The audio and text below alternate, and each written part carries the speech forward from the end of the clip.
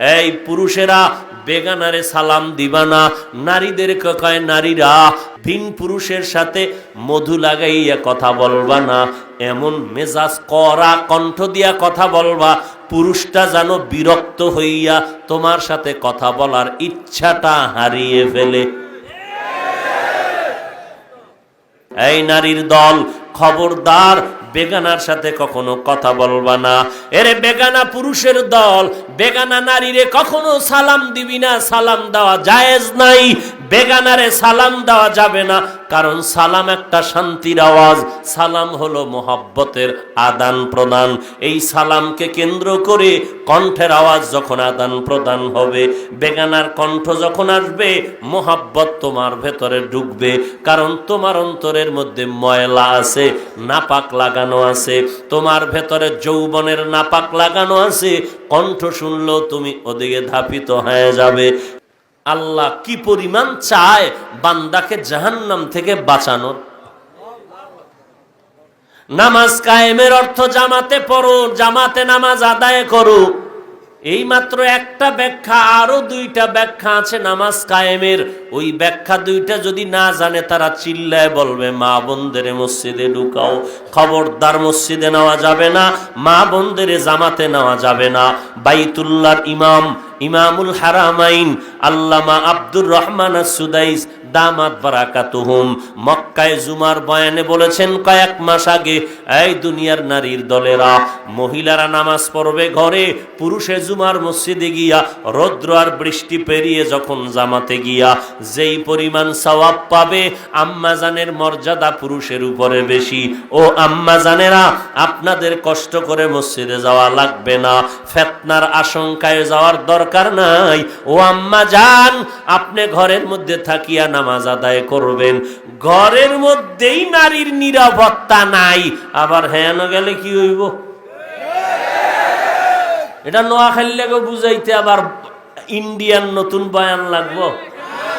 ঘরের মধ্যে ঢুইকা যদি নারীরে ইজ্জত নষ্ট করে, এই নারীরে রাস্তায় নামাইলে কি পরিমাণ ইজ্জত রক্ষা হবে? এই কথা যারা বুঝো না তোমরা বোকার স্বর্গের বাদশাহ। এরে নবীর উম্মত, এজন্য নামাজ কায়েমের আর এক ব্যাখ্যা হলো সময় মতো নামাজ পড়ো। ও আম্মা, সময় মতো নামাজ পড়লেও নামাজ কায়েম হয়ে যাবে। নামাজ কায়েমের আর একটা ব্যাখ্যা হলো, ও আম্মা জানেরা, নামাজটা পড়ো পুরুষেরা, খুশু খুজুর সাথে নামাজ পড়ো, আল্লাহর ভয় নিয়ে নামাজ পড়ো, আল্লাহর মোহাব্বত নিয়ে তুমি অঙ্গ প্রত্যঙ্গ নাড়াচাড়া করো। কাশি আসে না, হুদা একটা কাশি দিল। চুলকানি আসে না, হুদা চুলকায়। এই যে নামাজ, এ সমস্ত নামাজীদের জন্য আল্লাহ কোরআনে কি বলেছেন? ফাওয়াইলুল লিল মুসাল্লিন। ওই নামাজের জন্য ওয়াইল নামক জাহান্নাম, ওয়াইল নামক জাহান্নাম ওই নামাজির জন্য, যেই নামাজি নামাজটা নিয়ে মস্কারি করে, তামাশা করে, হাসি ঠাট্টা করে, রুকুটা যেই রকম দেওয়া দরকার ওই রকম দেয় না, সিজদা যেইভাবে দেওয়া দরকার ওইভাবে দেয় না, রুকুর থেকে সোজা হইয়া ঠিক মতো দাঁড়ানো দরকার দাঁড়ায় না, সিজদার মাঝখানে বসা দরকার বসে না, আল্লাহু আকবার বলিয়া সূরা ফাতিহাটা সুন্দর করে পড়া দরকার পড়ে না। নামাজটা পড়ে দায় সারা মানুষকে দেখানোর জন্য। আল্লাহ বলেন ফাওয়াইলুল লিল মুসাল্লিন, এমন নামাজির জন্য ওয়াইল নামক জাহান্নাম। মুত্তাকিনদের 6 গুণের 2 নাম্বার গুণ নামাজ কায়েম করো, নামাজের মতো নামাজ আদায় করো, এই নামাজটা তোমাকে জান্নাতের পথে নিয়ে যাবে। 5 ওয়াক্ত নামাজ আদায় করে রে গোলাম, কারণ অন্ধকার কবরে যখন সবাইকে রেখে চলে যাবে, ডানে বামে আর কেউ থাকবে না, ওই কবরে যাওয়ার পর তুমি একা হয়ে যাবে, আমিও একা হয়ে যাব। আমি বক্তা ছিলাম নাকি শ্রোতা ছিলাম, সাদা কাপনের প্যাকেটে ঢুকলে কিন্তু পরিচয় থাকবে না। সাদা কাপনের প্যাকেটে ঢুকার পরে কে বাবা, কে ছেলে, কে সন্তান, কে মা, কে ভাই, কে পীর, কে মুরিদ, কে শিক্ষক, কে ছাত্র, কোনো ভেদাভেদ নাই। কবরের হালাত এক, কাফনের কালারও এক। শিক্ষকের কালার একরকম, ছাত্রের কালার আর এক রকম, কোনো সিস্টেম নাই। পীরের কাফনের কালার একরকম, মুরিদের কাফন আলাদা, তারও কোনো সিস্টেম নাই।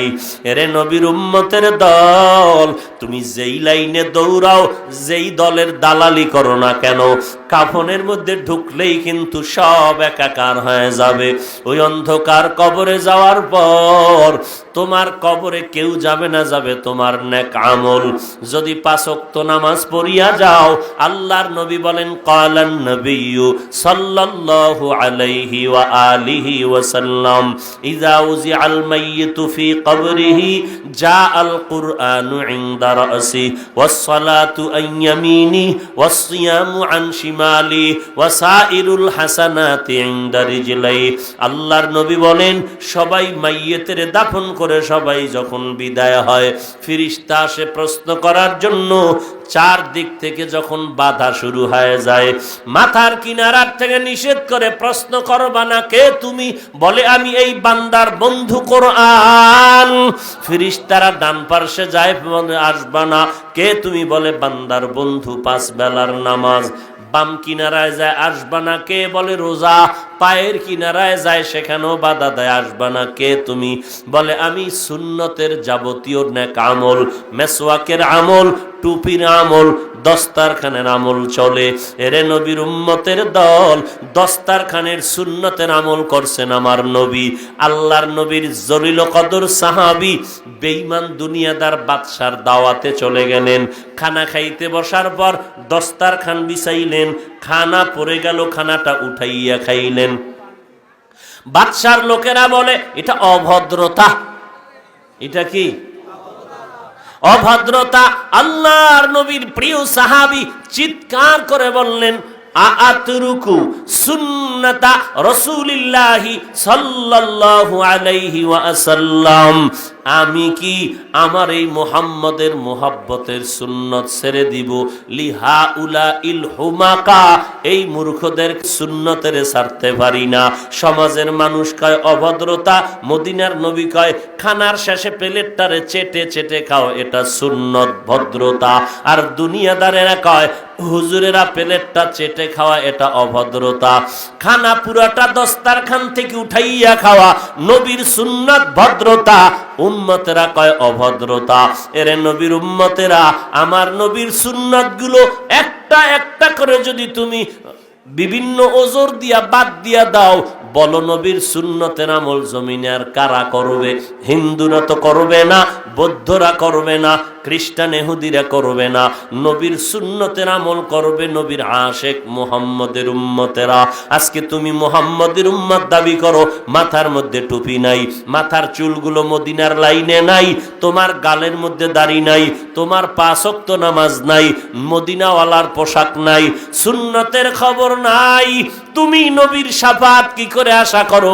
আল্লাহ মাফ না করলে তোমার উপায় নাই রে বাবা। আল্লাহ এই মহামারী দিয়া তওবার পথে আহ্বান করলেন, আল্লাহর ভয় অন্তরে ঢুকাইয়া জাহান্নামের ভয় নিয়ে তারপরে মুসলমান হয়ে কবরে যাও। ওই কবরে যাওয়ার পর আর কিন্তু ফিরে আসার কোনো সুযোগ হবে না, মোবাইলেও যোগাযোগের কোনো লাইন হবে না। ওই কবর হবে গুনাহগারের জন্য ভয়ঙ্কর আযাবের স্থান। আল্লাহর কাছে তওবা করো, ও আল্লাহ দুনিয়াতে যতদিন আছি এত অপরাধ করেছি আর করব না, কারণ আমার জীবনের বহু আপনজনকে আমি হারিয়ে ফেললাম, একদিন আমিও তো হারিয়ে যাব। আমার এই জমিন পড়ে থাকবে, বয়ান চলবে, কিন্তু আমি থাকবো না। ওই কবরে আমি বছর না কত শত বছর পরে থাকবো, কোনো হিসাব নাই। কিন্তু আল্লাহর কোরআন সত্য, নবীর কথা সত্য, উল্টা পাল্টা চলা যাবে না। গুনাহ নিয়ে কবরে আমি যাব না, আমি আল্লাহর ভয় নিয়ে তওবা করতে চাই। আল্লাহ বলেন চোখের পানি ছেড়ে তওবা কর, জীবনের সব গুনাহগুলো একটা চোখের পানির বিনিময়ে মাফ করে দিব। আল্লাহর দরবারে তওবা করো, আর নামাজ ছাড়বো না, বেপরদায় চলবো না। ও আল্লাহ, তোমার আযাবের ভয় অন্তরে ঢুকায়া দাও।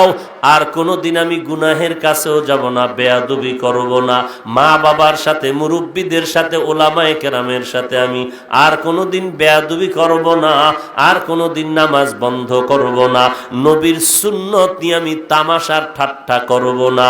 আল্লাহর কাছে তওবা করো। সারা জীবন বয়ান শুনলা, নামাজ পড়লা না, কি লাভ হবে এই বয়ান শুনে?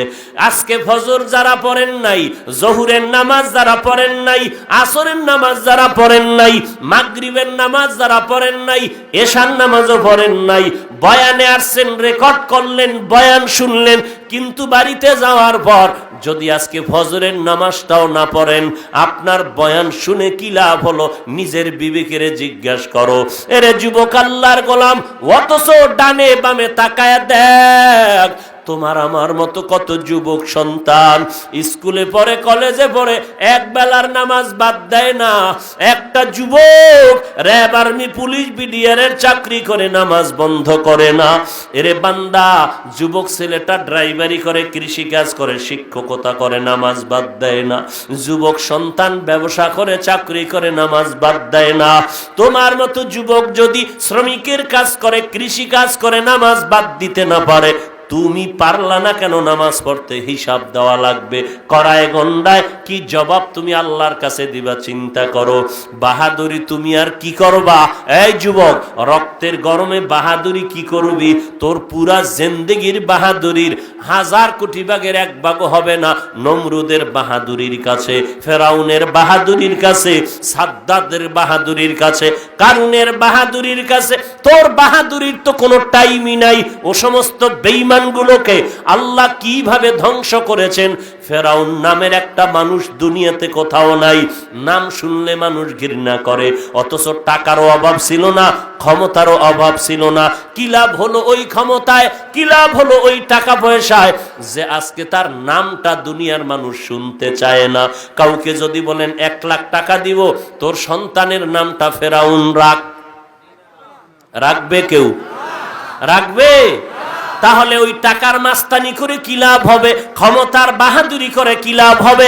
রক্তের গরম দেখাইয়া কি লাভ হবে? যদি তোমার এই গরমটা আমার আল্লাহ পছন্দ না করে, রক্তের গরম দেখায় কি হবে? যদি রক্তের গরমটা আল্লাহর জন্য দেখাইতে না পারো, নামাজ যদি পড়তে না পারো, আল্লাহর নবী বলেন সহিহ হাদিস, বেঈমান আর মুমিনের মধ্যে ব্যবধান হলো নামাজ। বেঈমানেরা নামাজ পড়ে না, মুমিনেরা নামাজ ছাড়তে পারে না। এখন তুমি চিন্তা করো, তুমি মুসলমান দাবি করো, অথচ নামাজ আদায় করো না। আল্লাহর কাছে কি জবাব দিবা? জবাবটা ঠিক করিয়া কবর দেশে যাও, আর পায়ে হাত রেখে বলবো তওবা করো। আল্লাহ তো অনেক রহমান, অনেক বড় দয়াময়। পাহাড় পরিমাণও যদি গুনাহ করে ক্ষমা চাও, আল্লাহ বলেন গুনাহ নিয়ে ময়দানে ঢুকছু, চোখের পানি ছেড়ে দে, মায়ের গর্ভ থেকে নিষ্পাপ সন্তানের মতো বাড়ির দরজায় ফিরে যাবি। তবে এ কথাও সত্য, আবু জাহালকে আমার নবী 13টা বছর পর্যন্ত বয়ান করলেন। আমার নবীর বয়ানে কোনো ভুল আছে? আছে ভুল? তাহলে আবু জাহাল আমার নবীর বয়ানে কালেমা পড়ে নাই। তা নবীর বয়ানেই যদি আবু জাহাল কালেমা না পড়ে, আমি হাফিজুর রহমান তো কোনো হিসাব করাটাও গুনাহ হবে। নবীর বয়ানে যদি আবু জাহালের মতো বান্দা 13 বছর বয়ান শুনিয়া যদি কালেমা না পড়ে, ঈমান না আনে, তাহলে আমার বয়ানে যে সবাই লাইনে আসবে, এই ধারণা করাটাও মিথ্যা হবে। আল্লাহর কিছু বান্দা জমিনে থাকবে, এখানে বয়ান শোনার পরে হয়তো কেউ তওবা করবে, আর নামাজ ছাড়বো না, মা বাবার সাথে বেয়াদবি করব না, বালিশে মাথা লাগায় চিন্তা করবে মরিয়া গেলে কবরে কি উপায় হবে। আবার একদল বান্দা এই ময়দান থেকে বিদায় হইয়া মোনাজাত দিবে অথবা না দিবে, বাইরে গিয়া বিড়ি টানবে, নামাজ পড়বে না, আর বলবে হুজুরদের কত কথাই তো বলে, সব কথা তো মানিয়া চলা যাবে না। হুজুরদের কথা হুজুরেরা বলবে, আমগো বাহাদুরি আর মাস্তানি আমরা করব। এই ময়দান থেকে এমন লোক উঠে যাবে, তওবা কবুল হবে না। এই ময়দান থেকে এমন বান্দা চলে যাবে, নামাজের আজান শুনবে কিন্তু মসজিদে যাবে না। আর একদল বান্দা আজানের আগেই মসজিদে গিয়া হাজির হয়ে যাবে। এটা কপালের ব্যাপার। আল্লাহ কবুল করলে হেদায়াত পাবে, না হয় হেদায়াত পাবে না। আল্লাহর কাছে তৌফিক চাও, হে আল্লাহ। আর থেকে তওবা করে নিলাম, আর অন্যায় করব না, নামাজ ছাড়ব না। আল্লাহ তুমি আমাদের মাফ করে দাও। 5 ওয়াক্ত নামাজ বা জামাত আদায়ের তৌফিক দাও, মা বাবার খেদমত করার তৌফিক দাও, গুনাহমুক্ত জিন্দেগি দান করো। এই জবান, এই চোখ, এই হাত থেকে যেন কোনো গুনাহ প্রকাশ না পায়।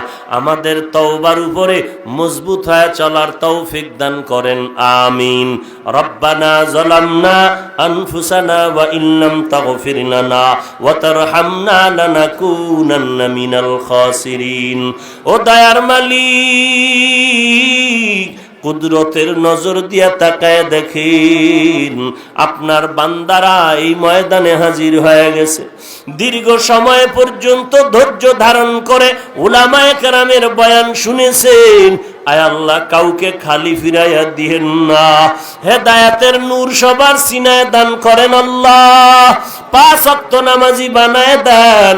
আয় আল্লাহ, উলামায়ে কেরামদের কবুল করে নেন, মুরব্বিদের কবুল করে নেন, আমার কলিজার টুকরা যুবকদের কবুল করে নেন, ছাত্র ভাইদের কবুল করে নেন, মা বোনদের পর্দানিশী বানায় দেন। আয় আল্লাহ, সারা দুনিয়ার মানুষকে মহামারীর থেকে মুক্তি দান করেন। বাংলাদেশ আয় আল্লাহ মুক্তির দেশ বানায় দেন। সরকার বাহাদুর, জনগণের প্রতিনিধি যারা হয়েছে, আয় আল্লাহ প্রশাসনিকভাবে যারা কাজ করে সবাইকে দিনদার বানায় দেন। আয় আল্লাহ সমস্ত মাদ্রাসা মসজিদ কবুল করে নেন। অন্যান্য শিক্ষা প্রতিষ্ঠানগুলো নবীর আদর্শওয়ালা বানায় দেন। আমাদের মধ্য থেকে রিয়া, হাসাদ, কিবির দূর করে ইখলাস দান করেন। আমাদের মুরব্বী যারা কবরে জান্নাতের বাগান বানায় দেন।